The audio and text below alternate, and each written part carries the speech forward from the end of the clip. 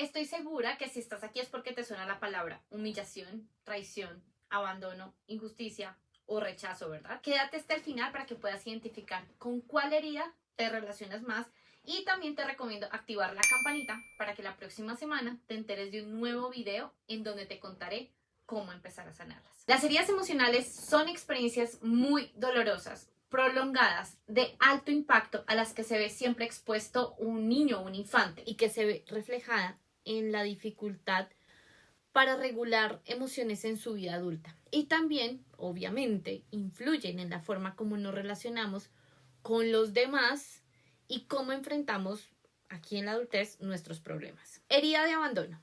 Esta herida se caracteriza por estar muy marcada la falta de amor, de afecto, de cariño, de seguridad, de protección de todas las figuras de referencia. Pueden ser padres, pueden ser tutores, abuelos, cuidadores, y van por la vida revisando cada cosita que hacen para no ser abandonados. Quedarse solo o sola no es una opción y acuden a todas las estrategias para hacer que sus parejas se queden con ellos. Su máscara, el apego emocional. En su vida, el dependiente es una persona muy propensa a ser víctima.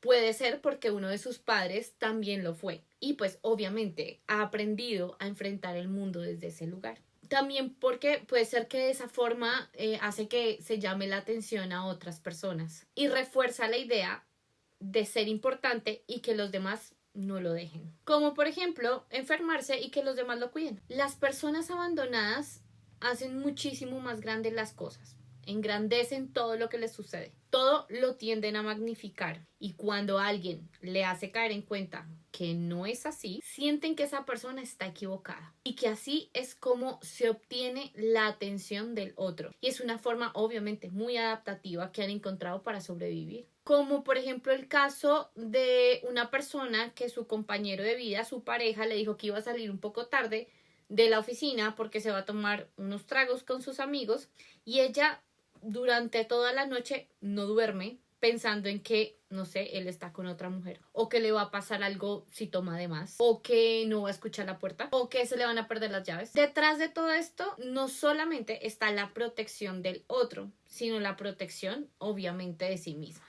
Siempre en las personas con esta herida de abandono se está al límite, entonces o me dejan o yo dejo. Y son personas que si se dan cuenta de ese miedo intenso que tienen, prefieren salir de esa relación dejando al otro para no tener que lidiar con el abandono. En resumen, su carácter es de victimicismo o de víctima. Es funcional, obviamente tiene que serlo. Tienen una necesidad de presencia, una necesidad de atención. Necesitan mucho apoyo. Obviamente hay una dificultad para tomar decisiones grandísimas. Pide consejos para intimar, pero no necesariamente los sigue. Utiliza de vez en cuando la voz infantil. Tiene una dificultad grandísima al recibir un no. Siempre hay un estado de tristeza, llanto fácil, causa lástima. Hay una gran variabilidad de sus emociones y busca siempre tener independencia, entre otros. Herida de rechazo. Esta herida se caracteriza, como su palabra bien lo dice, rechazo a absolutamente todo. Andan estas personas en un estado de distancia con la vida misma todo el tiempo, así, distanciándose de todo. Puede originarse en la infancia al sentirse que está siendo rechazado por sus compañeros de estudio, por sus padres, por sus tutores, por sus profesores, por personas de autoridad, casi siempre, pero también de sus pares. Al sentirse así, a lo largo de su vida se va generando como una conducta de autodesprecio, así que siente que no es merecedor de amor de absolutamente nadie y por eso se pasa toda su vida huyéndole al rechazo y buscando que los demás le den reconocimiento. Qué desgastante, ¿no? Su máscara es ser una persona huidiza. Esto se refiere a que en la medida que puedan estas personas pasar desapercibidos se sentirán muchísimo más cómodos. Y buscan ser muy perfeccionistas para que nadie los tenga que corregir. Rechazar es rehusar. No querer tener a esa persona cerca por un no quiero.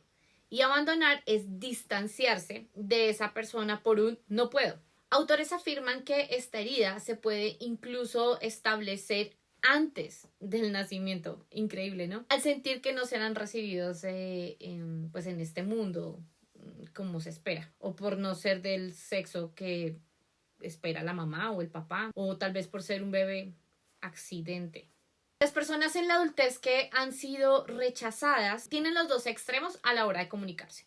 O no hablan nada porque sienten que los van a decir que no valen o que no tienen ningún valor, o hablan demasiado por lo que están diciendo siempre va a ser dirigido a darse como ese valor a sí mismas, como para sobresalir entre muchas personas y no tener como el chance de ser rechazadas. Y cuando hablan, pues hablan mucho de sí mismas, de sus logros y pueden parecer un poquito obstinados. Las personas con esta herida de rechazo viven en un estado constante de ambivalencia. Cuando son elegidos, no lo pueden creer. Cuando son elegidos a sí mismos. Y cuando lo rechazan, obviamente se activa esa herida y el sentimiento de sentirse súper mal, de insuficiencia, etc. Para los subidizos, sus palabras siempre van a carecer de valor. Quiere tener atención, quiere tener reconocimiento, pero a la misma vez lo rechaza porque no sabe qué hacer con tanta atención. No está acostumbrado a recibir tanta atención y como nunca se ha sentido importante, siente que tanta atención que le pueden dar puede incomodar un poco a quien se la está dando y prefieren abortar. Como nunca siente que es importante lo que comunica, tiende a hablar mucho más rápido para que no lo interrumpan o le quiten la palabra. Y cuando lo hace, abandona el diálogo y su sentimiento es: esto pasó porque no soy una persona importante. A estas personas les cuesta demasiado pedir ayuda. Sienten que incomodan mucho y que todo el mundo está tan ocupado que no quiere incomodar y que las personas no van a tener tiempo para hacerles el favor o para hacerles caso a lo que están pidiendo. Como ven, la herida de rechazo no nace sola, pero cada uno de los eventos en donde nos sentimos o estas personas se sienten rechazadas es tan solo una muestra de hasta qué punto nos rechazamos a nosotros mismos o se rechazan a ellos mismos. Herida de humillación. Esta herida se caracteriza por ser una constante dificultad para comunicarse con el otro. Su máscara, el masoquismo. Entendiendo el masoquismo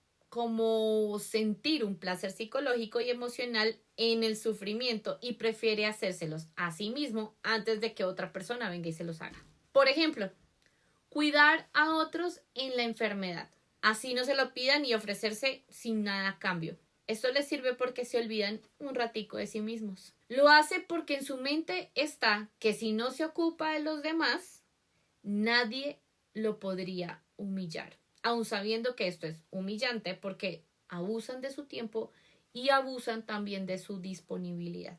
Pero esto no les importa. El masoquista siente que nadie puede hacer nada sin él. Sin embargo, en el fondo, sabe que sí sería posible, pero ignora este mensaje. Dice: sé que no pueden hacer nada sin mí, pero voy a hacer que esto funcione. Voy a hacer que yo sea útil. Para el masoquista, desde muy pequeñito, le fue muy difícil expresar lo que necesitaba por miedo, obviamente, a que sus padres lo avergonzaran o avergüencen a alguien más por pedir satisfacer una necesidad. La persona con esta herida hace cosas para satisfacer a los demás, es claro, porque así todo el tiempo piensa que así podría ganarse el respeto y el cariño de las personas.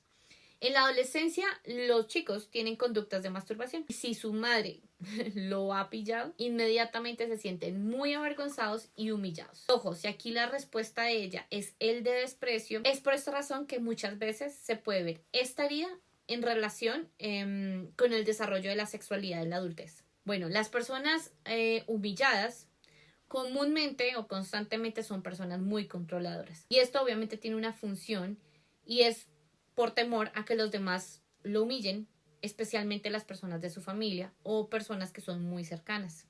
Es muy común ver en consulta que las situaciones de los adultos humillados en la infancia no tienen mucho conocimiento de las historias familiares previas, específicamente de esas historias que avergüenzan a la familia, como por ejemplo un miembro de la familia que esté o haya estado en la cárcel o alguien que ha decidido ser homosexual o la muerte trágica de un ser querido, etc. Porque siempre les dijeron que esas eran cosas de las que no se hablaban porque era súper vergonzoso. ¿Pueden creerlo? Algo interesante de ubicar dentro de esta herida es que realmente quien la sufre es súper sensible. Con cualquier mínimo detalle se van a sentir muy mal. Obviamente, así como se sienten, procuran no hacerle mucho daño a los demás. En pocas palabras, procuran todo el tiempo no herir al otro. Por esto, es importante que recuerdes que no es lo que vives lo que te hace sufrir si te identificas con esta herida, sino tu interpretación de lo que vives que hace que tu herida no sane. Herida de traición. Se puede confiar en la persona fiel, sí, pero cuando se pierde la confianza, se sufre de traición. Me resuena mucho esta frase porque habla de la confianza y obviamente su contra, que es la traición. Casualmente, relaciona mucho la lealtad con la fidelidad y la infidelidad con la traición. Esta herida surge cuando el niño se ha sentido traicionado por un progenitor, o bien sea una vez o bien sea de una forma repetitiva. Por ejemplo, cuando hay manipulación por alguno de los progenitores para que le vaya mejor en sus notas de la escuela, le prometen que lo llevarán a Disney y eso nunca pasa. A pesar de que el niño se esforzó, aunque sea, yo sé que es su responsabilidad rendir, le dicen como, lo siento hijo, tenía toda la intención, pero pues tú sabes, en este momento no hay dinero en la casa, etc. Y por consiguiente creerán durante toda su vida que todo el mundo los va a traicionar o les va a querer hacer daño. Y siempre van a tener que poner esa máscara, la del controlador, quien va desarrollando esta conducta para asegurarse de que mantendrá sus compromisos para ser fiel o para ser súper responsable o para garantizar que los otros no le fallen y mantengan siempre los compromisos para él o bueno, para ella. Para una persona traicionada en la infancia es bien difícil cualquier forma de traición, así sea de sí mismos o de los demás. Y hacen todo, absolutamente todo lo que esté en sus manos para mostrarles cómo ser una persona responsable, fuerte, especial y, bueno, importante. Muchas veces el controlador se avergüenza tanto de pensar que pudo haber traicionado a alguien que prefiere recurrir a la mentira para evitar la verdad. Como por ejemplo, decir que pensó hacer algo, no sé, ay, sí, pensé ir a la fiesta, cuando ni siquiera lo recordó. Prefieren decir una mentira para no hacer sentir mal a la otra persona. El controlador tiene una personalidad súper fuerte. Hace que los demás afirmen y acepten lo que él está pensando. Una característica muy relevante del controlador es que frente a otros controladores, que él detecta como controladores, o personas fuertes, se siente siempre en súper desventaja y siempre toma partido de no involucrarse en nada que tenga que compartir espacios con estas personas y se retira lentamente. No se siente muy cómodo con personas que no hablan o ejecutan rápido. Es curioso, en consulta veo mucho, por ejemplo, el reflejo de los padres con los hijos. El padre, por ejemplo, controlador, se impacienta porque sus hijos no aprenden rápido, porque precisamente eso es exactamente lo que en la vida se ha puesto a sí mismo como reto. Pocas veces lo verán ceder a las personas, los verán ceder a las personas controladoras la palabra, por ejemplo, o el puesto. Y no es que sean egoístas, solo que cuando lo hacen es para poder interactuar con ese estado de control. Y esto activa una necesidad de placer porque efectivamente tienen controlada toda la situación. Desafortunadamente, quien navega por esta herida normalmente es muy volátil en su estado de ánimo. En un momento estará brillando por su súper generosidad y al rato explotará en ira porque algo muy mínimo no les gustó. Son bien difíciles de hacerles lectura. Si te identificas aquí, es importante trabajar la paciencia y la tolerancia.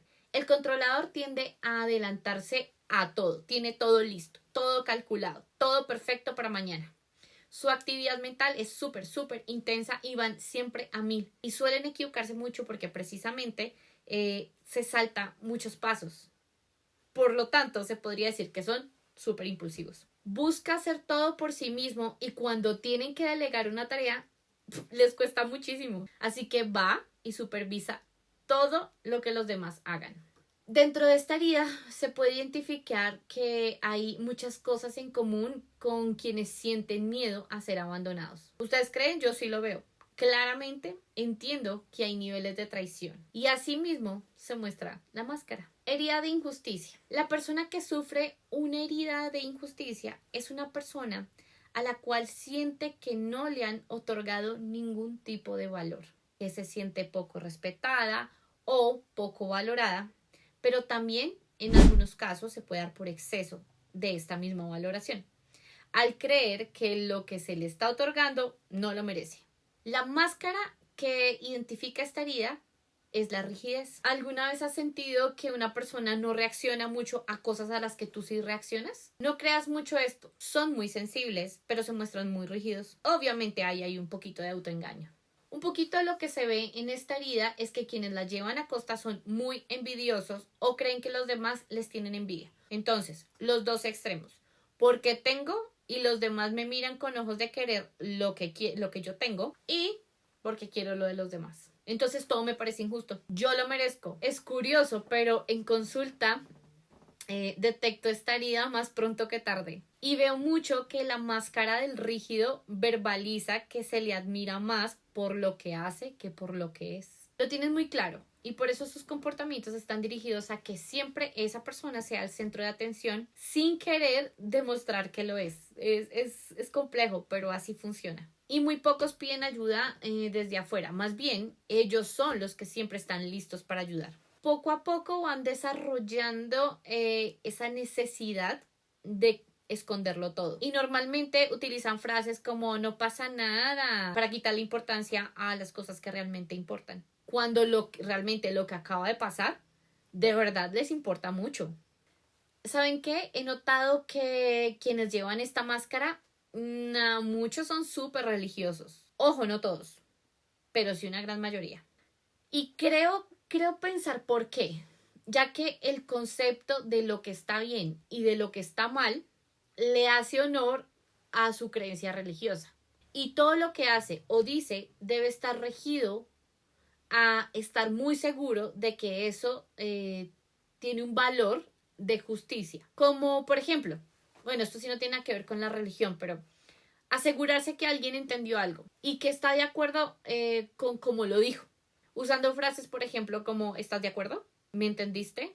¿Comprendiste lo que te dije? Constantemente se cuestionan si los comportamientos que desarrollan en ciertas situaciones están bien o están mal. Y al tener ese contacto con su terapeuta, como por ejemplo conmigo, he visto que son los que más me escriben esperando una aprobación, que por supuesto yo cuando la reconozco no siempre la valido y a menos que sea obviamente funcional como avance de su proceso terapéutico. Otra cosa que el personaje con esta máscara hace es que no se permite descansar. Siempre tiene algo que hacer y dirá que no tiene nada. Porque es cosa que es muy rara porque siempre buscan estar ocupados. Cuando le toca responder así, obviamente siente muchísima culpa porque esto realmente les parece muy injusto. Todo el mundo tiene que estar ocupado haciendo sus cosas. Otra cosa que me falta por decir y que pienso que es muy importante recalcar es que en la máscara del rígido, en mujeres, por ejemplo, siempre no, bueno, a veces, en el plano sexual, las mujeres son muy hábiles para fingir que están gozando el coito, porque el control y la rigidez le impiden llegar a un orgasmo o sentir placer por sí mismas. Bueno, esto como a manera de información, porque antes de empezar a sanar estas heridas es importante que tú sepas cuáles son y las características más relevantes para que te puedas ubicar dentro de una de ellas y comprender que también puedes tener rasgos de otras y que las heridas por sí solas no sanan. Es un trabajo de tiempo y por eso siempre será recomendable que acudas a un profesional que te guíe y te ayude a identificar dónde está tu herida y las puedas resignificar. Gracias por quedarte hasta el final. Déjame saber en los comentarios con qué heridas te identificas, si quieres compartirlo claramente. Y si de pronto tienes alguna pregunta importante para hacer. Un abrazo muy grande. Y no olvides suscribirte a mi canal.